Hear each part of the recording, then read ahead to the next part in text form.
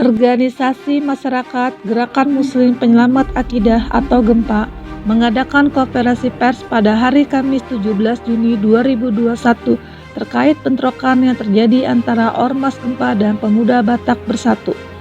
Menurut klarifikasi Ormas GEMPA bahwa bentrokan tersebut dilatar belakangi masalah hutang piutang dan diduga Ormas Pemuda Batak Bersatu membackingi operasi simpan pinjam tersebut.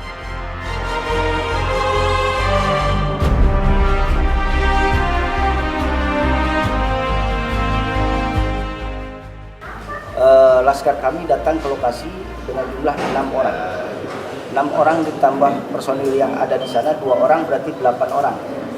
Dengan jumlah 8 orang, sementara dari pihak Ormas PBB ini lebih dari 20 orang, kurang lebih hampir mencapai 30. Keadaan di tempat itu menjadi ricuh. Menjadi ricuh. Saya sempat menuju ke lokasi TKP. Kebetulan saya sendiri yang bicara dengan Kanit Reskrim Bekasi Timur untuk membawa permasalahan ini ke Polsek Bekasi Timur Kemang.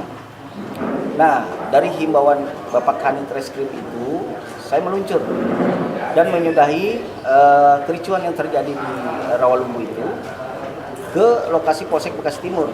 Sesampainya sampai di Polsek Bekasi Timur, saya melihat di situ ada beberapa laskar dari PBB, Pemuda Batak Bersatu. Ketika saya tanya petugas jaga di Polsek Bekasi Timur, saya diarahkan ke Polres dengan bahasa, Pak, mediasi diarahkan ke Polres. Artinya, saya selaku pengambil keputusan pada saat itu mengarahkan anak-anak untuk mediasi di Polres Metro Bekasi Kota. Sesampainya saya di Polres Metro Bekasi Kota, saya mendapati beberapa personil Ormas dari Pemuda Batak Bersatu sudah berkumpul, kurang lebih ada 50 orang, dan saya sempat rekam itu. Artinya, kok seperti ini, ya kan? Kami datang jauh-jauh dari Polsek Bekasi Timur mengarah ke Polres untuk dipertemukan perwakilan dari kita, perwakilan dari Ormas PBB dengan si pelaku usaha atau dengan korban untuk meminta sebuah kepastian hukum, apakah ini dilanjut atau tidak. Sementara kita menunggu, hemat saya, berpikir saya pada saat itu, ada seseorang anggota yang menyampaikan, Mas silakan masuk ke dalam. Ternyata tidak. Pintu gerbang Polres Metro Bekasi Kota dikuasai Ormas Pemuda Batak Bersatu. Sehingga kami hanya menunggu saja. Karena disitulah titik aman saya di situ. Jumlah kami pada saat itu kurang lebih 18. Karena yang sisanya masih di jalan. Ketika genap jumlah kami kurang lebih 31 orang dan eskalasi penambahan dari personil PBB itu makin tumpah ruah. Di situ saya sempat menyatakan lewat video saja kondisi saat ini. Kebetulan video itu saya laporkan ke pimpinan saya. Kondisi saat ini bunyi di depan Polres Metro Bekasi Kota sepertinya pihak kepolisian membiarkan eskalasi bertambahnya Ormas Pemuda Batak Bersatu.